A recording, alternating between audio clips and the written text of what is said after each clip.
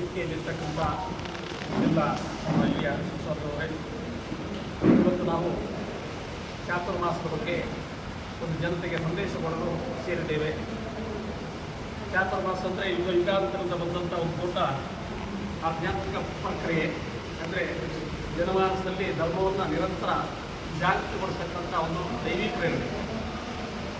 ಆ ಪ್ರಕಾರ ನಾವೊಂದು ಸುಮಾರು 4 ವರ್ಷ ಇಲ್ಲಿ ರಾಮಕ್ಷೇತ್ರ ಗುರುದೇವ ಮಠದಲ್ಲಿ ಚಾತುರ್ಮಾಸವನ್ನು ಆಚರಣೆ ಮಾಡಿದ್ದೆವು.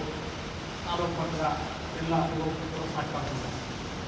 ಕ್ರಮೇಣ ನಮ್ಮ ಮನಸ್ಸಿಗೆ ಅನಿಸಿತು, ಧರ್ಮಜಾಗೃತಿ ನಾವು ನಿರಂತರ ಅರಿವು ಅಧೀನವಾಗಿ ಆಗಬೇಕು, ಪ್ರತಿ ಜಿಲ್ಲೆಗೆ ಪಸರಿಸ್ತಾ ಇರಬೇಕು, ರಾಜ್ಯಕ್ಕೆ ಪಸರಿಸ್ತಾ ಇರಬೇಕು ಎಂಬ ಸಂಕಲ್ಪದಿಂದ ಒಂದು ಸಲ ನಾವು ಭಟ್ಕಲ್ ತಾಲೂಕಿನಲ್ಲಿ ಭಟ್ಕಳ ಶಾಲೆ ಹೊನ್ನಾವರ ಎಲ್ಲ ಸೇರಿಸಿಕೊಂಡು ಚಾತುರ್ಮಾಸವನ್ನು ಬಹಳ ವಿಜೃಂಭಣೆಯಿಂದ ಅಲ್ಲಿಯ ಶಿಶುವರ್ಗ ಸಾಕಾರದಿಂದ ಮಾಡಿದ್ದೇವೆ.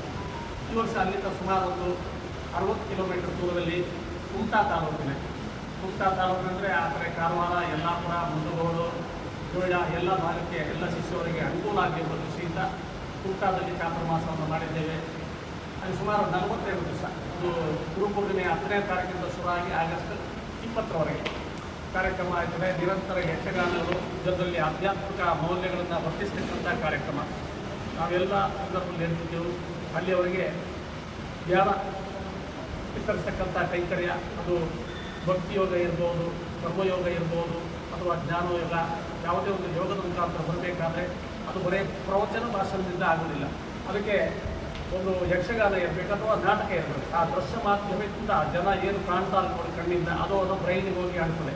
ಆಧ್ಯಾತ್ಮಿಕ ಮೌಲ್ಯಗಳನ್ನು ನಾವು ಹೇಗೆ ಅನುಸರಿಸಬೇಕೆಂಬುದನ್ನು ಭಾಷಣ ಮಾಡಿದರೆ ಇವತ್ತು ಮನುಷ್ಯರ ಬ್ರೈನ್ನಲ್ಲಿ ಉಳ್ಕೊಡಲಿಕ್ಕೆ ಜಾಗ ಇಲ್ಲ, ಬೇಗ ಮರಿತಾರೆ. ಅದಕ್ಕೆ ಕಣ್ಣಿನಲ್ಲಿ ಕಂಡಾಗ ಆ ದೃಶ್ಯಗಳನ್ನು ತನ್ನ ಬ್ರೈನ್ನಲ್ಲಿ ಅದು ಅಚ್ಚೊತ್ತಿ ನಿಲ್ತದೆ.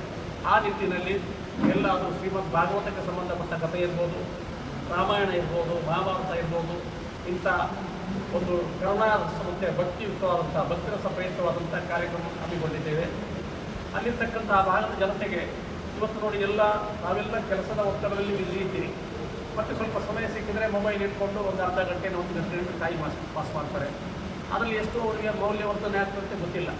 ಆದ ಕಾರಣ ನೈಜವಾದಂಥ ಮೌಲ್ಯವರ್ಧನೆ, ಯಾರು ಕಲಾವಿದ ಇದ್ದಾನೆ ಅವನು ಬದುಕೇನೆ ಆ ಒಂದು ಕಲೆಯನ್ನು ಅವನು ಮೈಗೂಡಿಸಿಕೊಂಡು ಅದಕ್ಕೆ ಅವನ ಒಂದು ವಾಕ್ಪನುತ್ವದಿಂದ ಜನಕ್ಕೆ ಬಿಂಬಿಸ್ತಕ್ಕಂಥ ದೊಡ್ಡ ಕೆಲಸವನ್ನು ಒಬ್ಬ ಕಲಾವಿದ ಮಾಡ್ತಾನೆ. ಅದಕ್ಕೆ ಭಾಳ ಒತ್ತು ಕೊಟ್ಟು ಯಕ್ಷಗಾನದನ್ನೇ ಬಹುತೇಕ ದಿನ 42 ದಿವಸ ಅಂಥ ದೊಡ್ಡ ಕಾರ್ಯಕ್ರಮ ಹಮ್ಮಿಕೊಂಡಿದ್ದೇವೆ. ಆ ಮುಖಾಂತರ ಜನತೆಯಲ್ಲಿ ಒಂದು ಪರಿವರ್ತನೆಯನ್ನು ಕಾಣದೆ. ಇವತ್ತು ನಾವು ಜನರಲ್ಲಿ ನೋಡ್ತೇವೆ, ಸಣ್ಣ ಪ್ರಾಯದಲ್ಲಿ ಅನಾರೋಗ್ಯಗಳಿರ್ಬೋದು, ಅಥವಾ ಜಿಗುಪ್ಸೆ ಇರ್ಬೋದು, ಅಥವಾ ಮತ್ಸರಗಳಿರ್ಬೋದು, ಅಥವಾ ಸುಸೈಡಲ್ ಇರ್ಬೋದು, ಇದೆಲ್ಲ ಕಾರಣ ಮೌಲ್ಯಗಳ ಕೊರತೆ ಅಂತ ಹೇಳ್ಬೋದು. ನಮ್ಮ ಶಿಕ್ಷಣವು ಅದಕ್ಕೆ ಬಲ ಕೊಡುವಂಥ ಸ್ಥಿತಿಯಲ್ಲಿ ಪ್ರಬುದ್ಧವಾಗಿಲ್ಲ. ಈಗ ಶಿಕ್ಷಣ ಅಂದರೆ ಬರೀ engineer, doctor, lawyer, judge, tailor ಏನು ನಮ್ಮ ಕಮರ್ಷಿಯಲ್ ಶಿಕ್ಷಣ ಆಗಿದೆ. ಮತ್ತು ಸರ್ಟಿಫಿಕೇಟ್ ತಗೊಂಡು ಸಂಬಳಕ್ಕೆ ಸೇರೋದು, ಮತ್ತು ಒಂದು 10 ವರ್ಷ ಕೋಟ್ಯಾಧೀಶನ ಆಗಬೇಕು. ದುಡ್ಡಿನ ಮೇಲೆ ಜಗತ್ತು ನಿಂತಿದೆ. ಆದರೆ ದುಡ್ಡಿನಿಂದ ಜಗತ್ತು ನಿಂತಿದೆ ಒಂದು ಕಡೆ ಹೇಳಿದರೆ, ಅವರಿಗೆ ಶಾಂತಿಯನ್ನು, ಪರಮ ಸುಖವನ್ನು ಅಥವಾ ಹ್ಯಾಪಿನೆಸ್ ಕೊಡಲಿ ಅದು ಸಫಲತೆಯನ್ನು ಕಂಡಿದೆ ಅಂದರೆ ಇಲ್ಲ ಅಂತ ಉತ್ತರ. ಆ ನಿಟ್ಟಿನಲ್ಲಿ ನಾವು ಚಾತುರ್ಮಾಸವನ್ನು ಇವತ್ತು ಜಿಲ್ಲೆಗೆ ಪಸರಿಸ್ತಾ ಇದ್ದೇವೆ. ಮುಂದೆಗೆ ಹೊರ ರಾಜ್ಯಗಳು, ಹರಿದ್ವಾರ ಇರ್ಬೋದು, ಅಯೋಧ್ಯೆ ಇರ್ಬೋದು, ಅಲ್ಲಿ ಕೂಡ ಚಾತುರ್ಮಾಸವನ್ನು ಮಾಡಬೇಕೆಂಬ ಸಂಕಲ್ಪ ಆ ಭಾಗದ ಶಿಷ್ಯರಿಂದ ಆಗ್ತಾ ಇದೆ. ಆ ನಿಟ್ಟಿನಲ್ಲಿ ನಾವು ಚಾತುರ್ಮಾಸವನ್ನು ಈ ವರ್ಷ ಕುಮಟಕ್ಕೆ ಕೊಟ್ಟಿದ್ದೇವೆ. ಚಾತುರ್ಮಾಸದಿಂದ ನಮ್ಮ ತ್ರೇತಾಯುಗ ಇರ್ಬೋದು, ದ್ವಾಪರ ಯುಗ ಇರ್ಬೋದು, ಆಗ ರಾಜರಿಗೆಲ್ಲ ಅದರ ಬಗ್ಗೆ ಚೆನ್ನಾಗಿ ಗೊತ್ತಿದೆ. ಒಂದು ಪ್ರದೇಶದಲ್ಲಿ ಚಾತುರ್ಮಾಸವನ್ನು ಮಾಡೋದಂತ ಆ ಪ್ರದೇಶದಲ್ಲಿ ಅನಾವೃಷ್ಟಿ ಅತಿವೃಷ್ಟಿ ಆಗುವುದಿಲ್ಲ ಅಂತ ಹಿಂದಿನ ರಾಜರ ಸಂಕಲ್ಪ.